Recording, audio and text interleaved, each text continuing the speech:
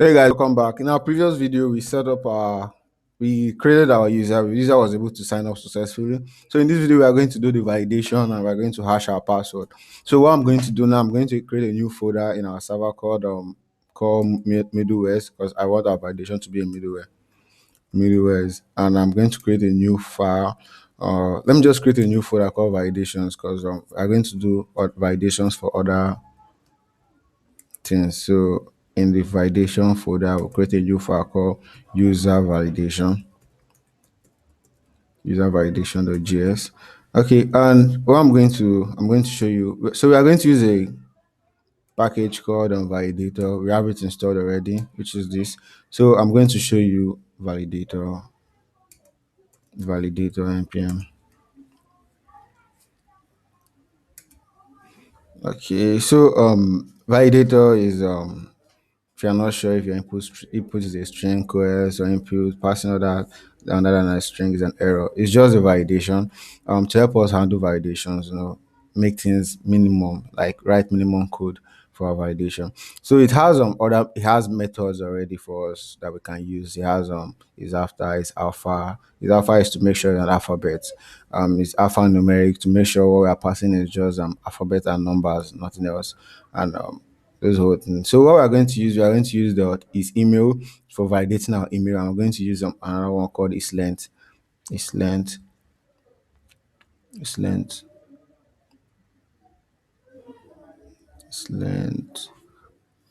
Sometimes fine. Okay, is length. So we are going to use this length for password. So we want the minimum password, the minimum value for password should be 8. So we are going to use this length to check if the value if it's less than 8. So it throws an error. So now in our validation, what I'm going to do, I'm going to import validator, import validator from validator. Okay, so I'm going to create a const user validation,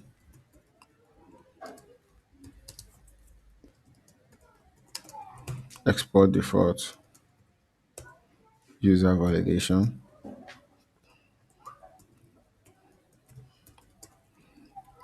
user new line required. Okay, user validation is not defined.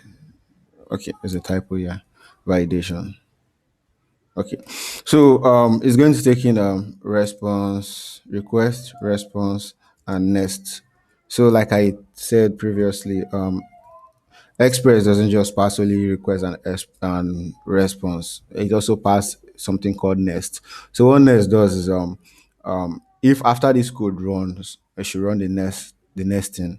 So let's say our code shouldn't just let's say it shouldn't just return let's say if it's successful, it shouldn't just return what we needed to return. It should run the next code. So next just allows it to run the next code after it. So after this code, run the next code for us. So that's what it does. Or after this middleware, run the next code or run the next middleware or run the next file. So that's what it does. So I'm going to get this from here. So because we no longer want to be doing this from here, because we want to do the validation and cleansing. So what I'm going to do, I'm just going to paste, and I'm going to change this to let, because we are going to trim every white spaces. In case of the passing spaces, we want to remove every white spaces. So I'll say email is equals to email. That's if email exists already. Email at and email. So we are doing safeguarding. If email exists, then do this. If it doesn't, don't. Email dot replace. So replace is a JavaScript method to replace. So I'm going to create a new variable here called white spaces. Just white spaces is equals to sorry, forward slash backward slash s forward slash g. So these are regex for finding white spaces. So everywhere you see white spaces, anywhere you see white spaces, trim it, remove every white spaces, set it to nothing. I want to do the same for password. So do the same for password. Anywhere for white spaces for password, do the same thing. So I'm going to now say if not validator dot is email. So if it's not an email address, it will pass in the email. If it's not an email, so I'm going to create a new variable called errors. So we're going to put all our errors in this error object, a new object called, in this error object, I mean. So in this error object, I'm going to put in error dot email. So if email is invalid, put in this error invalid email address, invalid email address. So else it does nothing. So if there's error, if there's not an error, run run the next one, which is for password, is length. So if it's length, pass in the password.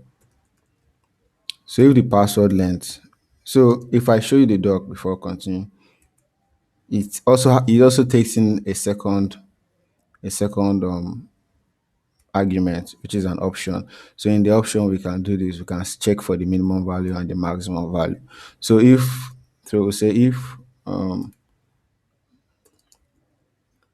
mean that's if the mean length is if is minimum the mean length we want should be 8. So if it's less than 8, throw an error. We don't want to set a max, so we don't want to set a max. So any amount they like if you like your if you want your password to be 50, cool. But if it's advisable to write password you can remember. So if your password is 50 characters long, I doubt if you remember the password at all.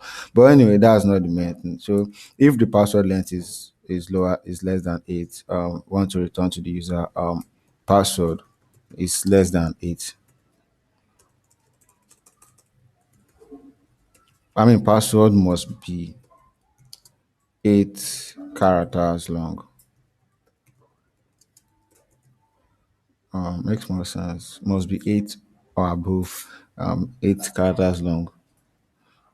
I think it makes more sense this way. Password must be 8 characters long. Anyhow, so that's it. So now what we want to do here, we want to say we want to check our error message now if our error is empty. So if error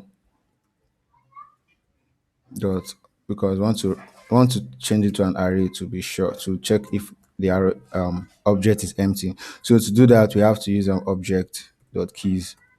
If object dot keys, then we're passing the errors. If error, I think I should make this plural. It makes more sense. Or error. Anyhow, if error is dot length. So at this point now, this is now object dot keys now converts our error object to an array. So I'll say if error dot length. So we now have dot length. We now have access to dot length. So, but if we did not do this, there's no way we can error dot length. So we don't have access to length, so we can't do that. So we have to wrap it in a Control Z dot length. So if dot length is equals to 0 or equals to 0, makes more sense. If it's equals to, or if it's not equals to 0, let's use if it's not equals to 0, return to the user response dot status 400 bad request. Then return a JSON message, JSON response to them, which status 400 message error. A message let's just say a message should be incorrect data. We don't know what the message should be, the error should be. Let's just say incorrect data. But then we'll also return the actual error message, which is data error. So if it's empty, return. If it's not empty, if it's not equals to 0, return this error. But if it's equals to 0, let me just put a return statement here so it doesn't run the next line. I don't wrap it in an else. So if it's not equals to 0, if it's equals to 0, that's if it's not equals to 0, it should do this. But then if it's equals to 0, it should, now we want to store this in res.locals dot user. Makes more sense that way. I want to store an object which is the email and the password. Yeah, so and then we want to run the next code, which that's what the next middleware does. It runs the next code. If I save this here, everything seems right here, and come to our routes and import our middleware. So I import user validation from middleware's validation user validation. Okay, so then before in our route, before the create user, we want to put in the validation because we want the validation to happen before that. So we'll say user validation. I save this and I hit our endpoint again. I think our server should be up first. Yeah, port started on, and then I try to remove this. This is not a valid email. It should get incorrect invalid email address. Yeah, so validation is working fine. If I think password is password is 8, so if I remove this d, it should be 7. We will also should be yeah, as you can see now we get both errors. Password was the 8 characters long. Invalid email address, put in 8 password, it should be only email address. Put in a valid email address, it should run the next code. Successfully signed up. Yeah.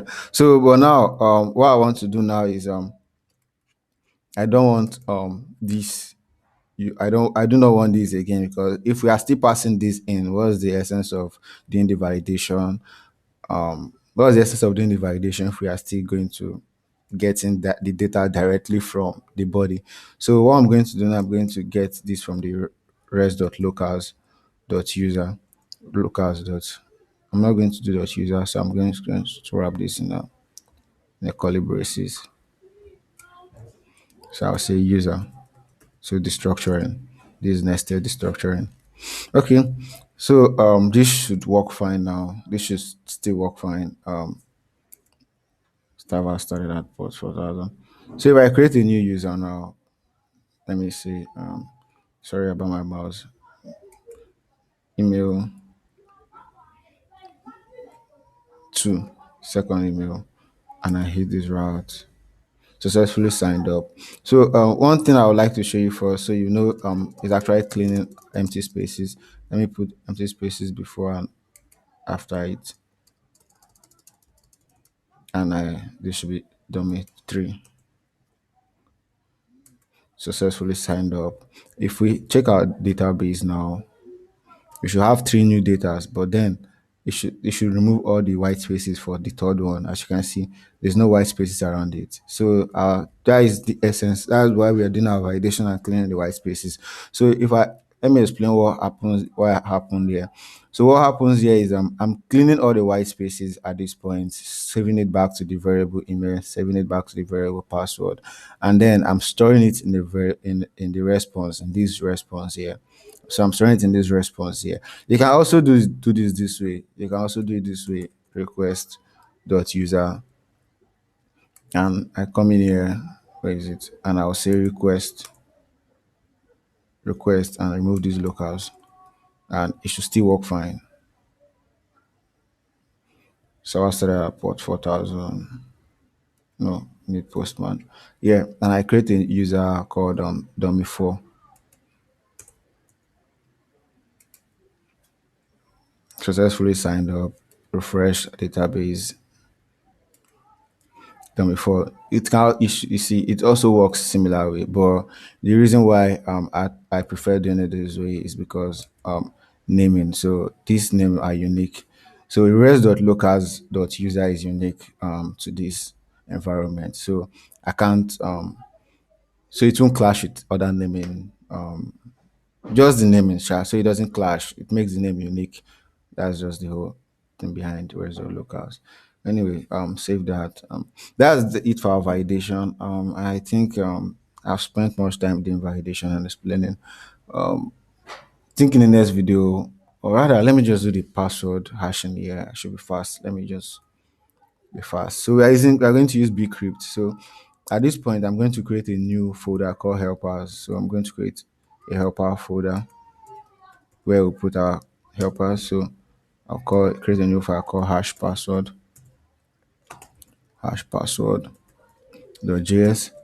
In hash password.js, we are going to import bcrypt. We already have that installed. If I show you the package.json, all this has been installed for us, bcrypt.js.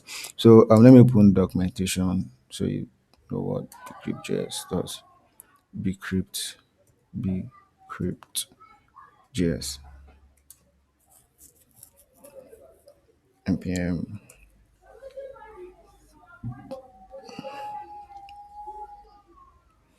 bcrypt.js. So you import bcrypt.js, you hash your password. Yeah, to hash the password, this is what you do to hash password. So let me just copy these and just to be fast. So in the hash password file we created, I'll just paste this here. V, since we are using ES6, this should be from. Remove the curly braces, we don't need. And this should be import bcrypt, import bcrypt. Yeah.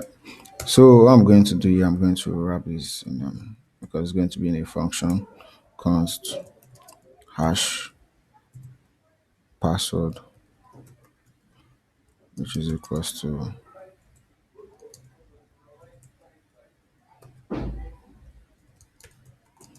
yeah, makes more sense. So save format, change this to const hash hash. So we want to return return hash. So I'm going to pass in the password as an argument. So password, return hash, export, prefer export default. Yes, link. So yes, link prefer export default. So I'm going to say export default hash password. Save. So in our controller, I'm going to import it. I'm going to import our validation password hasher. So I'll say hash password from helpers sorry, helpers hash password. So right here. So I'll say const hash. Let's see. If I change this to let, that means I won't be able to rename. This should be, and this yes lint is going to. Let me see. Let me see how we can make this happen. Okay. Yeah, no, it should be a const because it's constant. Anyway, let me just do this way. So I'll call this hash equals to hash password, and I'm going to pass in the password. Yeah, so it's going to return the hash password for us. And let me make this an asynchronous. It's actually synchronous, but why is this complaining? Expected parentheses arrow for yes length. But if I save this, it moves that. So we can just ignore this. This is just yes length. So once you are passing a single param, it's not necessary you wrap it around them.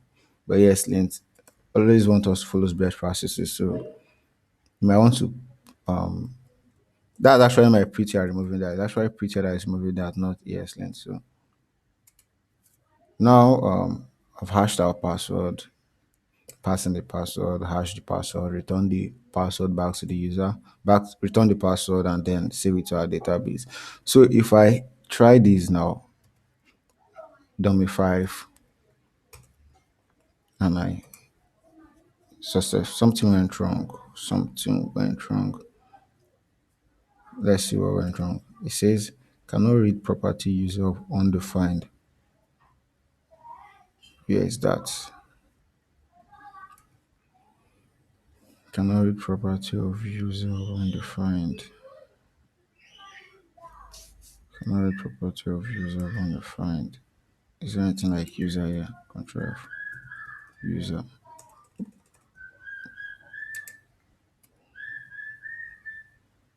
Property of user of undefined.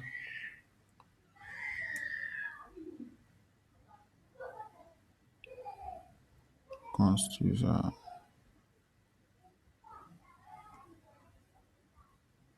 Okay, it's coming from a validation. I remember. I think we did not put the user. We just say res.lookout. Yeah, user. So what could be wrong? Res.lookout user. So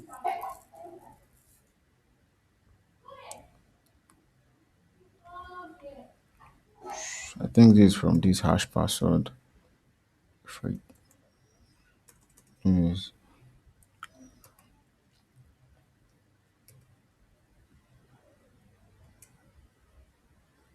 something went wrong. Hmm.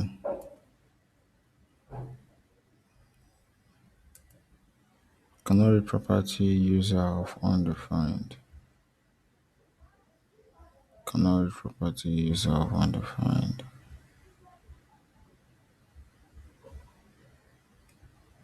User of undefined.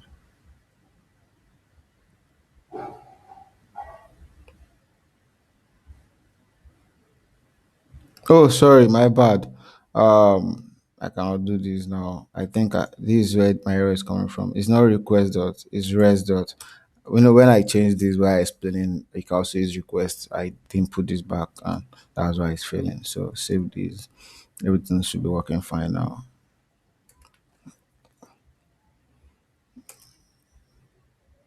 Yeah, successfully signed up. So if I show you our database, refresh, our password should be hashed successfully. Yeah. So as you can see, our password is successfully hashed. Awesome. So that's it, guys. We've successfully validated our validated our registration route and hashed our password successfully. Um, Please don't forget to like and subscribe. If you have any feedback for me, leave it in the comment section below. I pretty much appreciate, and thank you. See you in the next video. Bye.